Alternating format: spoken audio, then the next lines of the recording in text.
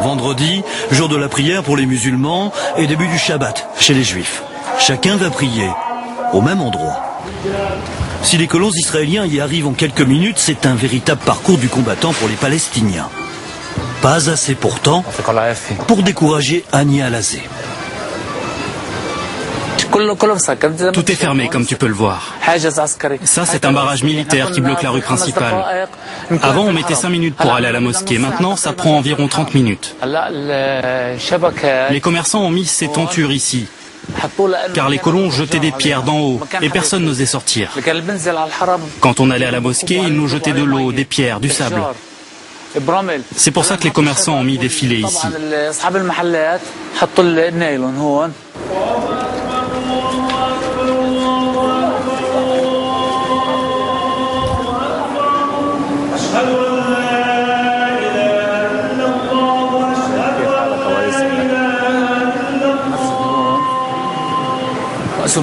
La mosquée est coupée en deux ici. Une moitié pour les juifs et une moitié pour les musulmans. De l'autre côté, c'est pour les juifs. Ça n'ouvre que pour les fêtes religieuses. Quand c'est les nôtres, on a toute la mosquée. Et quand c'est leur fête, ils l'ont pour eux. D'un côté de la mosquée, les musulmans. De l'autre, derrière une vitre par balle, les fidèles juifs prient devant la tombe d'Abraham.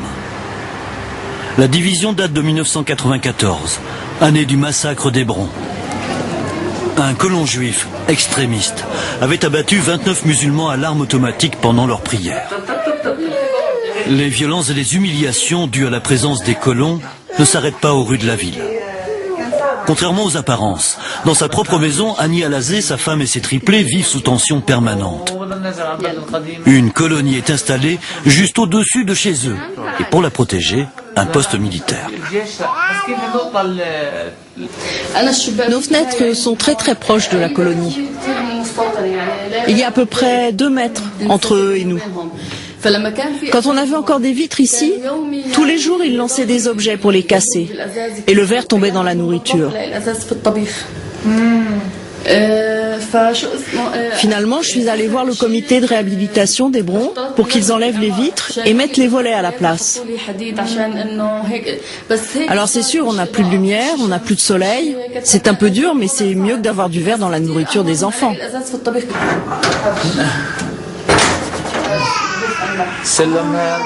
C'est par cet escalier que les soldats montent. Vous avez le droit d'utiliser ? Jamais de la vie, c'est interdit. Annie, tu peux allumer le moteur s'il te plaît ? On est obligé d'utiliser une pompe à moteur pour avoir l'eau courante. Avant, on avait un réservoir sur le toit, mais les colons l'ont cassé. Ma fille vient de sortir et j'ai peur quand elle sort toute seule. À cause de l'armée. Et parfois les colons sortent sur le toit et nous jettent des pierres. C'est pour ça que j'ai peur quand elle sort toute seule.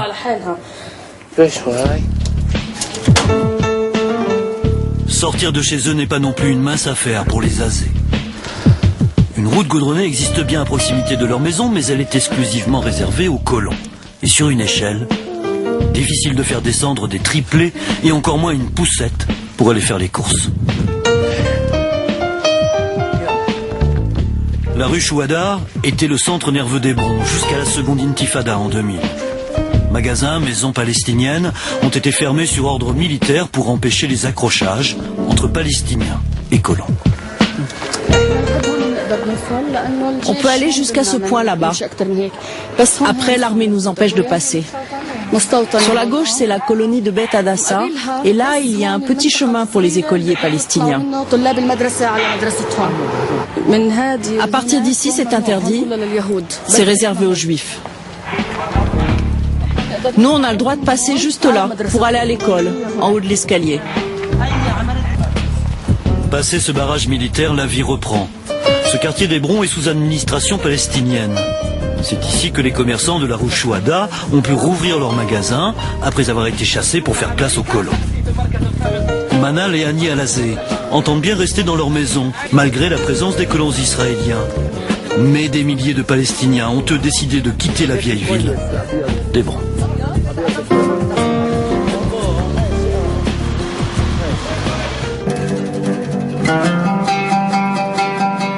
caractère sacré d'Hébron est cher aux Juifs et aux musulmans, que dire de Jérusalem, ville 3 fois sainte et objet de toutes les convoitises.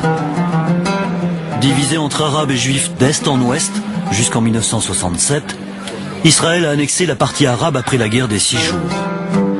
La partie même où les Palestiniens voudraient établir la capitale de leur futur État. Depuis, l'État hébreu installe des colons à Jérusalem-Est. Ils sont près de 200 000 aujourd'hui, presque autant que les Palestiniens. L'objectif avoué d'Israël, renverser le rapport démographique en faveur des Israéliens et empêcher à jamais que la ville sainte soit à nouveau divisée. Dans la vieille ville de Jérusalem, les colons investissent les quartiers arabes. Ziad Amouri offre une assistance juridique aux Palestiniens qui ont perdu leur maison au profit des colons. Ici, le symbole d'une colonisation très politique, la maison achetée par l'ancien Premier ministre israélien, Ariel Sharon. Voici la maison de Sharon. C'est un des points de colonisation les plus connus à Jérusalem. Évidemment, le nom de Sharon n'est pas anodin politiquement. Et naturellement, Ariel Sharon n'a jamais vécu ici. Ça coûte des millions pour assurer la sécurité de cette maison. Et c'est le gouvernement et les journaux israéliens qui le disent eux-mêmes. Ici, c'est une autre colonie. Cette maison appartenait à des Palestiniens avant, et des colons se sont installés à leur place. On voit bien que la première chose qu'ils font, c'est de se hisser un drapeau pour marquer leur présence. Les colons juifs ont le droit de construire à Jérusalem-Est, alors qu'Israël n'accorde que très peu de permis aux Palestiniens. 100 par an, en tout et pour tout. La croissance démographique des Palestiniens en exigerait 10 fois plus. Voici une maison de 3 étages qui a été construite pour des colons. Alors qu'aujourd'hui, les Palestiniens ne peuvent pas poser une seule pierre dans la vieille ville. Parce que cela pourrait être une menace archéologique. Par contre, n'importe quel colon peut obtenir un permis où il le souhaite pour construire des immeubles, des maisons, des écoles. Et dans le même temps, la maison palestinienne juste en face a reçu un ordre de démolition parce que les propriétaires se sont agrandis sans permis. Ils devront aussi payer une amende. Ces 2 maisons sont l'une en face de l'autre. C'est un exemple qu'on retrouve dans beaucoup d'autres endroits à Jérusalem. Au pied de la vieille ville, le quartier palestinien de Silwan. Comme partout à Jérusalem-Est, les Palestiniens n'obtiennent pas ou peu de permis de construire. 20 en tout, délivrés par Israël aux habitants de Silwan depuis 1967. S'ils décident de passer outre, ils sont donc dans l'illégalité aux yeux de la loi israélienne, et la sanction est lourde. Regarde, il y a encore plein de choses. On voit encore le carrelage. Il était tout neuf. On a tout perdu, pour rien. On n'a rien pu sauver à temps. On est arrivé, ils étaient déjà en train de détruire la maison. On était parti tôt le matin pour aller voir ma sœur qui venait d'accoucher. Quand on est rentré, la maison était détruite. Il y avait la police, des chiens, des forces spéciales et 3 bulldozers. Pourquoi les Israéliens ne nous donnent pas de permis de construire? Ils nous disent, venez, venez en faire la demande. On le fait, ils ne donnent pas suite. En fait, ils ne veulent que des colonies ici. Ils ne veulent pas d'Arabes. Après la destruction de sa maison il y a 2 ans, Shahada Issa s'est installé avec sa famille à quelques mètres d'ici, toujours à Silwan. Et comme si la malchance les poursuivait, la mairie de Jérusalem leur a notifié que leur nouvelle maison serait détruite, car elle est aussi construite sans permis. 60 000 Palestiniens sont dans le même cas, à Jérusalem-Est. On leur a dit qu'on ne bougerait pas d'ici. S'ils veulent détruire la maison sur nos têtes, qu'ils le fassent. Ils veulent détruire 88 maisons dans le quartier. Personne ne veut quitter sa maison. Qu'est-ce qu'ils vont faire, hein? Nous tuer? Pas une seule personne ne partira de sa maison. La police le sait, la mairie le sait. Les gens ici ne partiront pas de chez eux. Si je pars, j'irai où? Tous les gens resteront ici. C'est simple, ils ne veulent pas de Palestiniens à Jérusalem. La construction du mur sur les terres palestiniennes. L'exploitation des ressources naturelles d'un territoire occupé. L'implantation de colons dans les territoires palestiniens. L'annexion unilatérale de Jérusalem-Est sont autant d'actions condamnées par le droit international. Mais jusqu'à présent, Israël refuse de changer de politique, alimentant la colère et la frustration des Palestiniens. En Cisjordanie, la lutte armée fait place peu à peu à une résistance pacifique organisée. Tous les vendredis, des manifestations ont lieu pour lutter contre l'occupation et le grignotage des terres, comme ici à Jérusalem-Est. Très souvent, des Israéliens progressistes se joignent au cortège.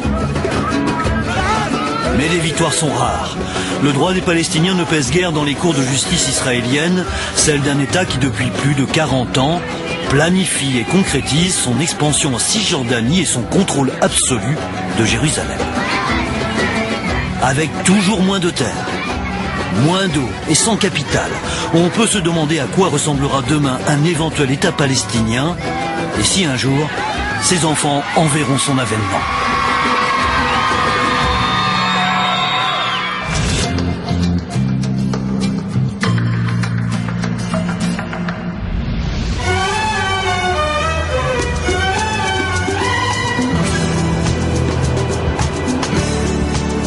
À la fin du mois d'août, le premier tramway de Jérusalem a été mis en service pour la plus grande joie de ses passagers. C'est une belle réussite technique, mais c'est aussi un coup de force politique. En passant allègrement d'ouest en est, le tramway s'assoit sur le droit international. Car jamais les Nations Unies n'ont reconnu l'annexion de Jérusalem-Est par Israël après la guerre des 6 jours. Au sein du gouvernement israélien le plus à droite de l'histoire du pays, on assume parfaitement la colonisation. Écoutez les arguments d'Uzi Lando, le ministre des Infrastructures. Il est membre d'Israël Beitenu, le parti de la droite nationaliste. Nous nous installons dans cette région car elle nous appartient. Et puis-je ajouter quelque chose? Les Palestiniens sont contre. Ils disent qu'ils veulent avoir leur futur État à cet endroit. Mais s'ils y arrivent, en quoi est-ce un problème si des Juifs y habitent? En Israël, nous avons 20% de nos citoyens qui sont d'origine arabe palestinienne. Qu'y aurait-il de mal à avoir 5% de Juifs dans un État palestinien? Si aujourd'hui Abou Mazen dit qu'il n'y aura aucun Juif en Judée-Samarie, c'est du pur racisme. Et nous ne sommes pas prêts à l'accepter. Est-ce que vous pouvez comprendre que les Palestiniens ne vous fassent pas confiance? Vous dites que ceux qui s'installent dans ce qu'on appelle des colonies veulent vivre en paix, mais dans le même temps, certains d'entre eux, comme hier soir, brûlent 500 oliviers palestiniens près de Naplouse. C'est quelque chose que vous pouvez comprendre? Je le comprends parfaitement. Mais dans n'importe quel pays, vous avez des criminels. On en a aussi en Israël. Des criminels arabes et des criminels juifs. Donc ceux qui ont fait ça l'autre jour, vous les qualifiez de criminels? Absolument. Et la police, dans toute nation civilisée, doit prendre de sévères mesures contre cela. Mais ils habitent là, les colons. Ils ont bien été autorisés à s'y installer. Les gens ont été autorisés à s'y installer, pas à devenir des criminels. Et la police doit les empêcher d'agir. Mais vous devez aussi mentionner qu'il y a des Palestiniens qui coupent, brûlent ou détruisent des oliviers ou des vergers cultivés par des Juifs. Ils abîment beaucoup, par exemple, les systèmes d'irrigation que nous développons.